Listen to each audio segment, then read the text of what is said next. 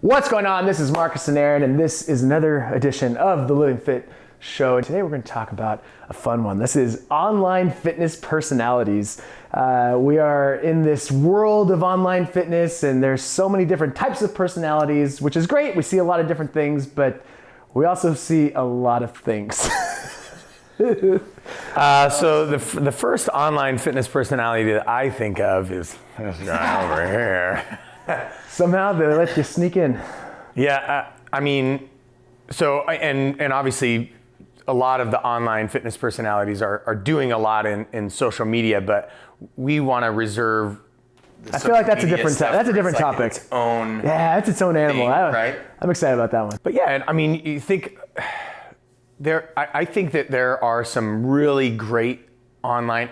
I feel like we almost need to do like a infomercial one too. Like, it's not even a thing really anymore, right? Like the TV personalities. Yeah. But that's totally where it came from. Tony right? Little. Yeah, Remember Tony Little? Jake. What was the Jake Jake guy? the Snake? No, it was Jake. Yeah, no. Oh, I can't remember his name. These were the original online fitness gurus.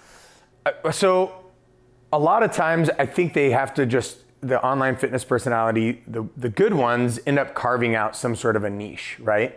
But just like, we've talked in previous episodes, when you carve out a niche, then that thing becomes the thing, right? And then it's the whole like hammer, and then, everything is a nail, right? And so, and I don't think it's necessarily their fault. I think they're trying to stay on brand, right? And they're trying to like stay in their niche. Yeah. But then you're not going to buy it if they're like, well, it doesn't work for this, and this, but it works for this. Well, what's the context? Yeah. And they'll be like, next. No, I think it's not a necessarily bad thing. Obviously, I'm going to be somewhat biased, being a kettlebell specific person and for a long time. But then that question pops up. It's like, oh, are kettlebells all you need? Is this the only thing you need? I'm like, well, to buy my program or to work with what I'm doing, I mean, you're going to need a kettlebell. Yeah. But no, that's not the only way. But like you said, you carve out a niche.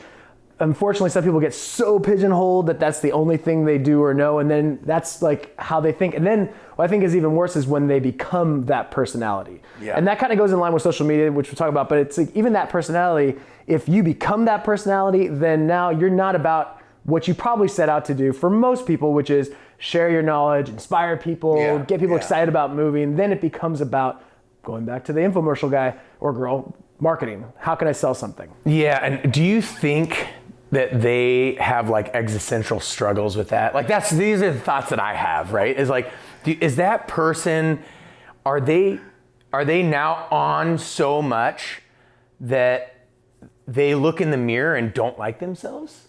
I mean, wow, this is getting heavy. I do think that because I've met a few. Can't do another ab crunch. Like going to like a fitness summit or like a business building mastermind type thing or whatever, and you meet a few of them and you're like, man, I feel like you're always on. Isn't that tiring? Like, isn't that?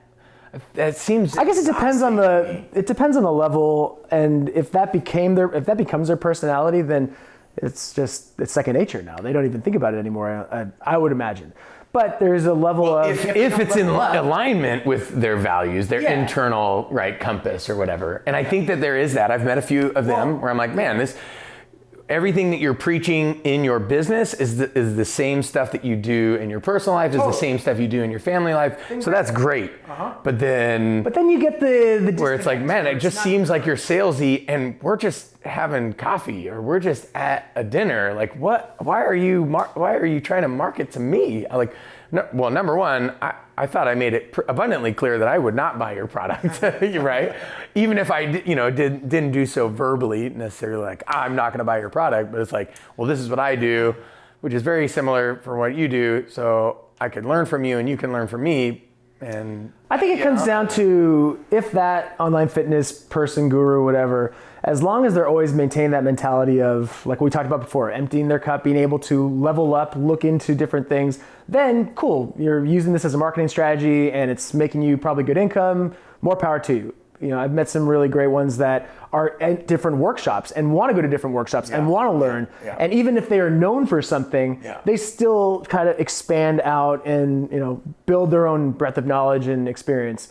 I think it's when they get into that, like, this is how, I mean, going back to the dogmatic nature of fitness, where it's like, this is the only way. And then it's like, they go so hard in the paint on marketing and this is their plan and this is what they're trying to do. And then that becomes intertwined with their personality. Yeah. That's when it becomes an issue. Yeah.